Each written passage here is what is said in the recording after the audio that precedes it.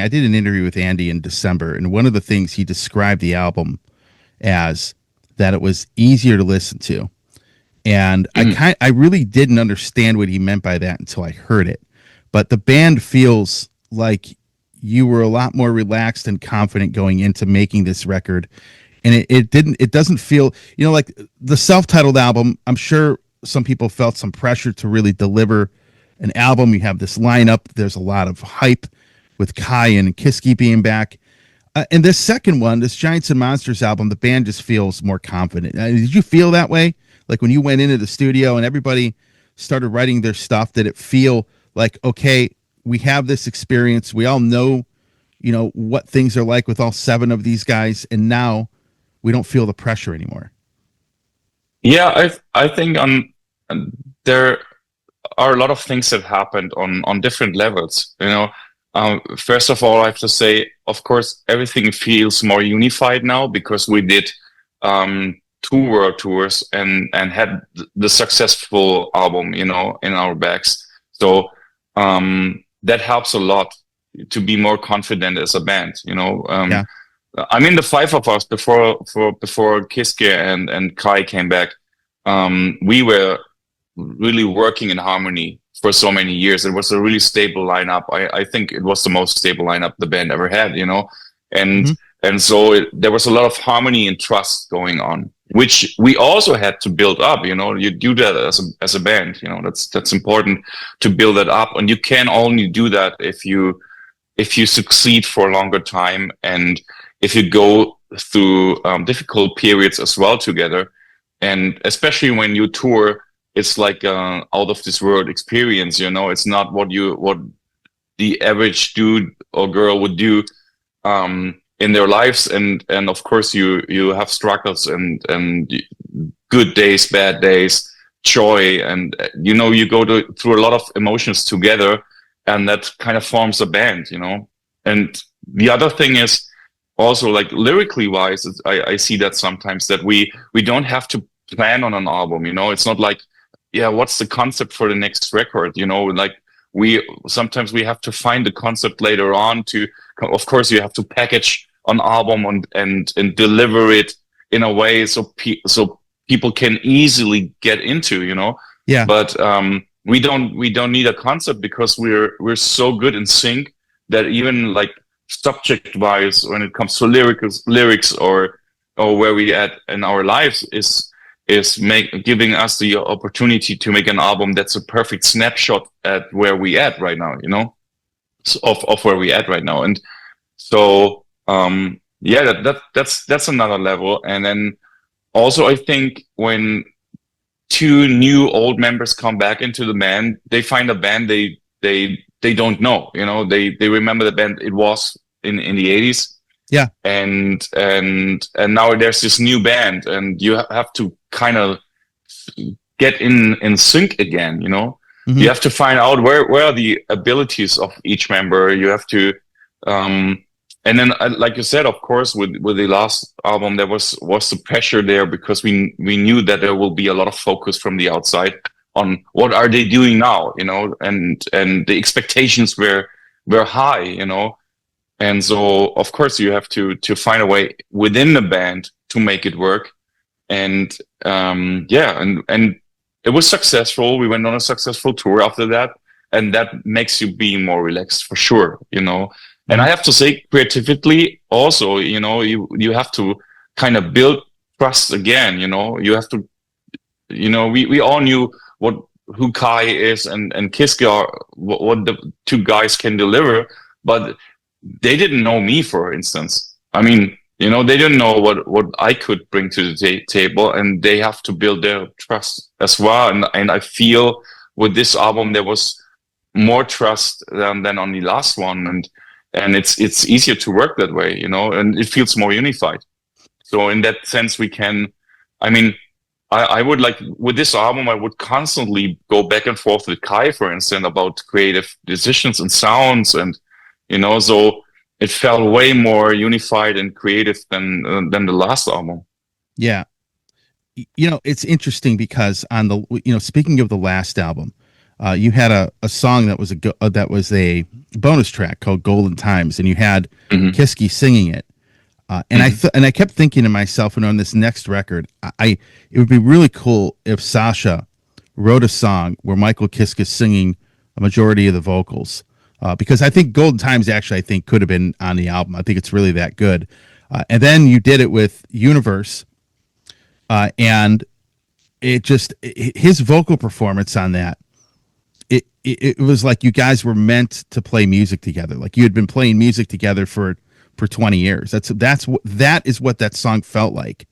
Hmm. That is the whole vibe I ended up getting from the album. Is everybody just felt, I can't really pinpoint it. It felt like people were just more relaxed and in tune with each other, and it was a very, I guess, laid back album, probably the best, as we say here, and easier to listen to from that standpoint. Yeah, first of all, I have to say, Golden Times is a song that I hear a lot from fans could have been on the album, and that's what I meant before. When we did the last album, I don't feel like it was as unified as it is now, and this especially was a song there was not enough trust to put it on the album, right? Mm-hmm. And that's what you struggle with when you join such an old legendary band that um, you still kind of have to prove that you get what it's about and what the music is about. Not to everyone in the band, but that's something, that's a decision I couldn't understand back then, and obviously a lot of fans didn't understand. Yeah, But that happens from time to time. That happens, and also we're an organic band with a lot of opinions and feelings. And if nobody is fighting for your song and it ends up to be a B-side, no matter what, we recorded it, it's out there, people can enjoy it. So I don't have hard feelings, and I don't think that it's causing a problem. But on the other hand, it was of course pushing me furthermore to um um yeah show people who didn't build trust to 100% that I'm able to do something like this. And like you said, I didn't know the number, but you said it. It's more than 30 songs I've written for the band. I mean, that's pretty a lot. That's not nothing. So and and still, of course, you kind of, when new members come back in the band or in the band, you have to develop a organic feeling again together, and that's what we maybe didn't have that much on the last album, but we had very strong songwriting and a lot of focus, and that worked. But with this album, it's totally different. This feels more trusted and more organic and more unified, and that's maybe what Andy meant when he said it's easier to listen to because you can feel that unified vibe. I believe. And also from the production, like we had the same team behind the production, and things we could have done better the last time, we did better now, and that makes this album way stronger and more vibey than the last one, I think. yeah, I would totally 100% agree with you on that. And again, Helloween's a band that always writes tons of songs, and it's actually, when you listen to most of their albums, it's hard to pick out which ones you could put on the album and which ones because you have so many tracks, you have to make some of them bonus tracks, right? And Hmm. I'm, Absolutely, yeah. yeah, and unfortunately, I don't think it's I don't think it's like, if a song ends up as a bonus track, I don't think it's a bad thing. It's just that you have so many No, songs, and no, it isn't. you have to figure out, okay, what's going to go here and what's not. And sometimes, the band has always had a track record of recording songs and then having some great songs as bonus tracks. It's always happened. Hey, listen, in this day and age, I don't even think it's a big problem because with streaming and all this stuff, a bonus track is still on the album somehow, and people can enjoy it, and Yeah. that's the best thing. They don't have to buy some special compilation to have the bonus tracks. They go on their streaming platform and they can listen to a song, and and the other thing is, for me personally, it made me happy to see that there are fans out there who are in appreciating my writing, and so it doesn't matter if it's a bonus track or not. It's just from the historical perspective. Why does this album feel different than the last one? This is a song that explained perfectly what was happening, right? So there was still a band that's kind of managing its way to get unified and to build trust on each other, that the five guys before the reunion had already. So that's something that you have to build up, and you can only do that through the process of creating an album together. You can't, and going on tour together. You can't do that you can't go into that whole thing and say like, hey, listen, but I have written 30 songs. You have to trust me. I can do that. And with such a focus on what we had with the last album, just trust me. I have great songs, and you have to put them on the album. You can't. It doesn't work like that. It has to build up. It's a relationship that has to build, and we're still about to do that. It's never ending. It's still something that we have to build up, and I'm guessing here that even this upcoming tour will make it much easier than the last tour, because we build up more trust, and we feel more comfortable as a band that we are now, than it was in the beginning, where everybody didn't know, do we get along?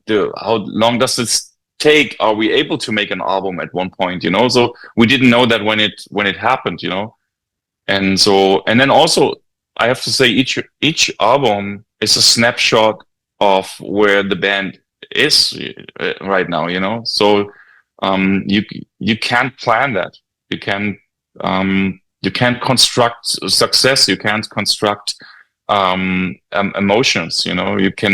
You can figure out some surroundings for that to happen, but you can't construct that. And and I like that about my band, that everybody is pretty spontaneous to try out stuff, and then and that makes it feel more organic for me. But I'll end the bonus track thing with this. My favorite Sascha bonus track is Wicked Game. I just want to let you know that. Yeah. And my guy Give It Right had a lot of bonus tracks, but that is my favorite bonus track that you've written. I just kind of want to let you know that. Oh yeah. I didn't even know that it was a bonus track. I just know that we recorded the song and it somehow ended up to be released. So yeah. Yeah. For those that haven't heard that song, you should definitely hear that song. I'm sure it's out there on the streaming platforms and stuff now, but I remember when that album came out, and I remember that specific song when I ended up getting to the bonus disc of the album. And that was, I think it might have been the first song that came up. But nevertheless, I figured I would let you know that. Yeah. And Marcus did a lot of bonus tracks as well, which are pretty good. So it's as I said, like nowadays, it's not a big deal anymore. It's not like, and also not every bonus track is a bonus track because it's a bad song. It's just like sometimes you have too many songs, and then you have recorded the songs, and then you feel like, yeah, but we like it still, and we have recorded it. Yeah. And why should we hide it from the public? So sometimes you have to do that, from my side, about the whole bonus track subject, no hard feelings. It's just like, it just described for me what happened with the band structure during the last album, and why a lot of people now, while we're doing this promo run, is we get the same feeling from everyone. Everybody says, oh, this album feels more unified, the band feels more secure, like you said, right? Mm-hmm. So and that's totally true, and that's how things are evolved, and I wanted to point that out. Yeah. And Hey everybody, Tony here from the Metal Command podcast. Again, I appreciate your support. Since 1998, I have hosted this show in one form or another, starting off in radio and now in the podcast format. Again, thanks for watching, and if you like what you see and hear on this show, by all means, please hit the subscribe button, hit the little bell to be notified anytime I do post a video, and if you see this program on any other form of social media, please give me a follow there. Again, I always appreciate your support.